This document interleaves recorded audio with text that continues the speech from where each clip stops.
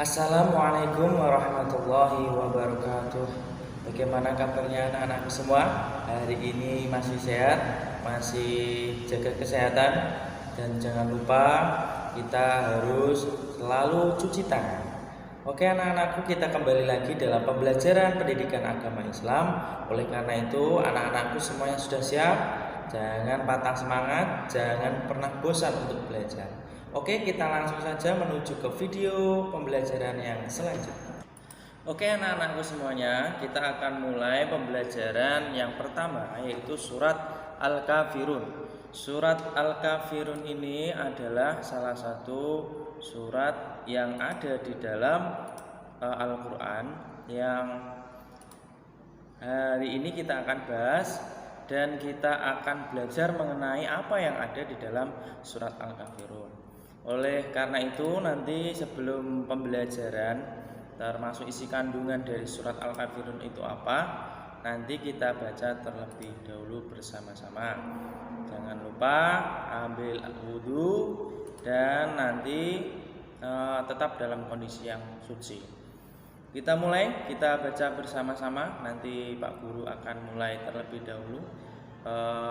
Nanti anak-anakku bisa menirukan di rumah dengan didampingi orang tua atau orang-orang yang berada di sekitar anak-anakku semuanya. Kita mulai pembelajaran surat Al-Kafirun ini. Bismillahirrahmanirrahim. Qul ya ayyuhal kafirun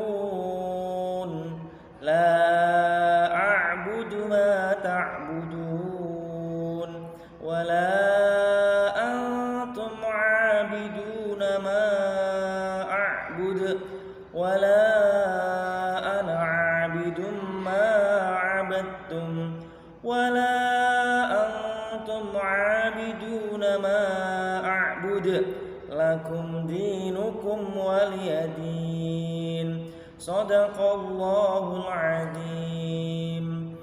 Itu adalah bacaan surat Al-Kafirun. Surat Al-Kafirun ini artinya adalah orang-orang kafir.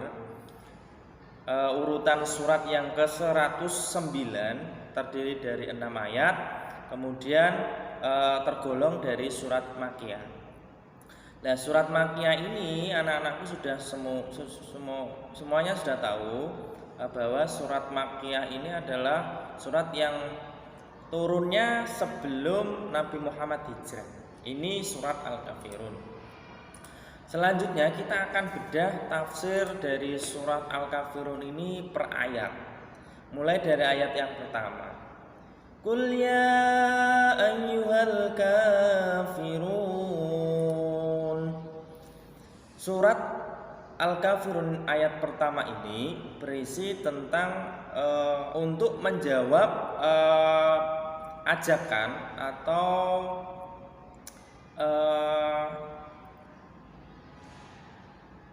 bujukan dari orang-orang kafir Quraisy agar Nabi Muhammad itu meninggalkan Allah Subhanahu wa taala.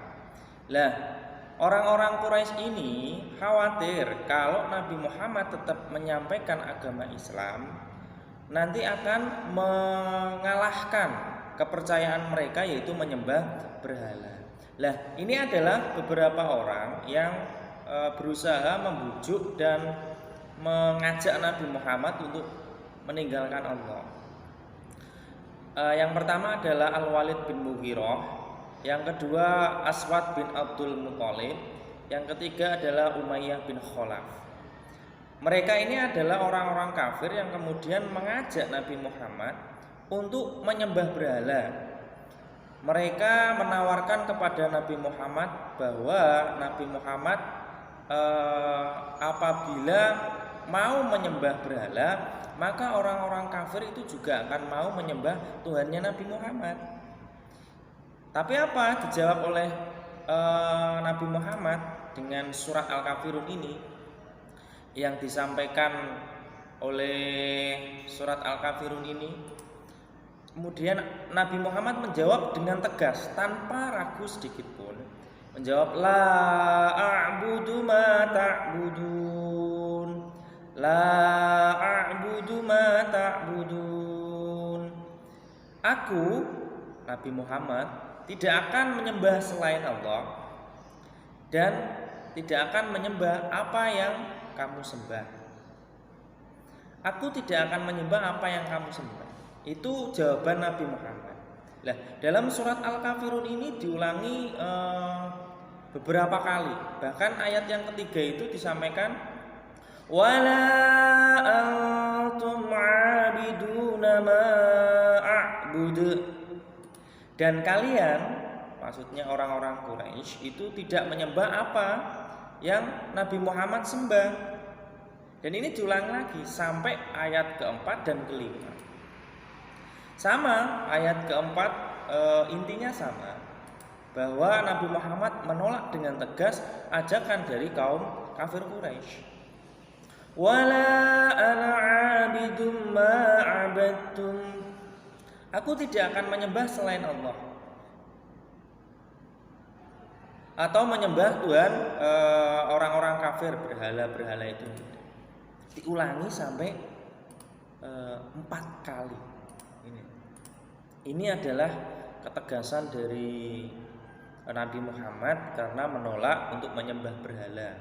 Meskipun diajak untuk saling menyembah Tuhannya masing-masing, tapi Nabi Muhammad enggan untuk menerima ajakan itu.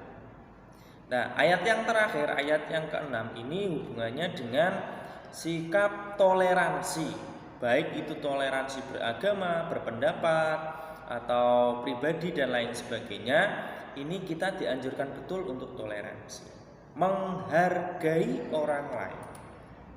Lakum dinukum waliyadin. Bagimu agamamu, bagiku agamaku. Surat Al-Kafirun ayat 6 ini menandakan bahwa kita benar-benar harus menjaga perasaan orang lain, khususnya dalam hal keberagamaan dan kepercayaan.